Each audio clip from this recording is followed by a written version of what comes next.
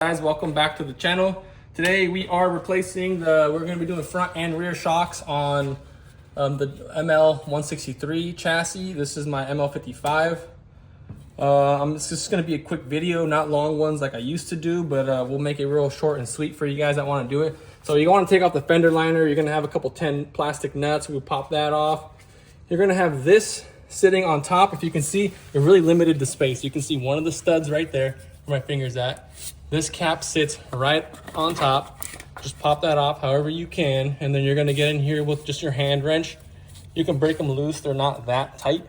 So break those all loose, and then you're gonna take off your sway bar end link, which is right here. Nothing to it, there's two nuts on the top. One like jam nut here. We'll take that nut off, then you take this nut off. That comes off. I should have got new ones to replace these at the same time, but so if you're gonna do it, replace these two while you're in there. I'll just do it next time. You got a nut on the bottom of this strut here. It's an 18, I believe that was an 18. The tops are 13s, the end link's gonna be 13. So then also while we're here, what I do, you can probably take off, there's probably multiple ways to do this. Once I get the strut all loose and unbolted, I pop off these, which are 21 nuts, 21 bolts. Pop them off, this comes down, that'll dangle, and yeah, when I get it all off, I'll just show you guys real quick. I'll come back, then pull the strut out, put it back in, push it back up. It's easier for me since I have a lift to do it that way. You might be able to pop off the upper ball joint, but I don't really like popping ball joints out of their sockets. Kind of a pain, but we already did this side, so if you guys want to come around to this side, check out that beautifulness. We got the Bilsteins on there. We even got the Bilsteins on front. If you want to follow me through here, we got the Bilsteins. I went with the, I forget which model ones, but the better ones. We got those in there. Those are easy peasy. So to replace these, same thing. You're gonna just undo this bolt here, and then you have the nut on the top. So we'll go to the top here. We'll show them. We got a nut here on the top for the old one. Where's the old one now? It's over here.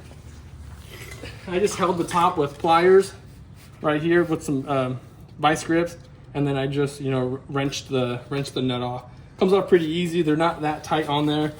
This side is going to go into the arm. It helps to like kind of, when you get it all up there, you're going to want to jack underneath to like jack the arm up a little bit, link that in. Plus, I anti-seize everything that's going to go back together. So if you ever need to get back there, you're good to go. Anyways, the new stuff. Check out the old one. Doesn't even come back up.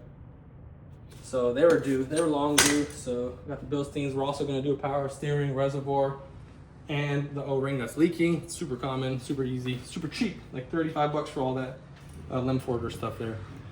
Whew. Anyways, so yeah, I'll get back to you guys when the control arm is down, just to show you guys, and it's pretty simple. Yeah, and also, yeah, you're gonna take off the liner for all this. Make sure you put the liner back on this, because check out that. You can see the air filter in there, kinda.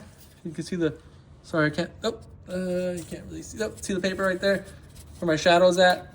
You'll suck in a lot of water if you drive in the rain.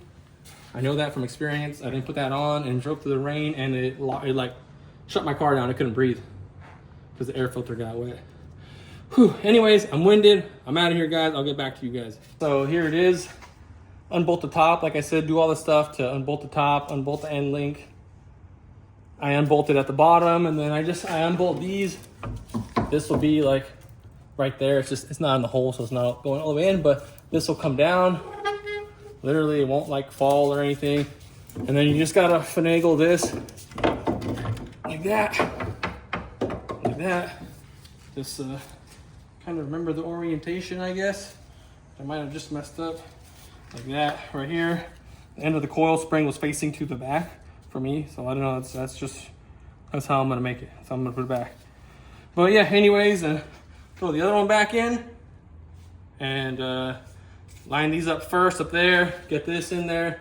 Kind of helps to have like a little jack to hold it up. And yeah, that's it.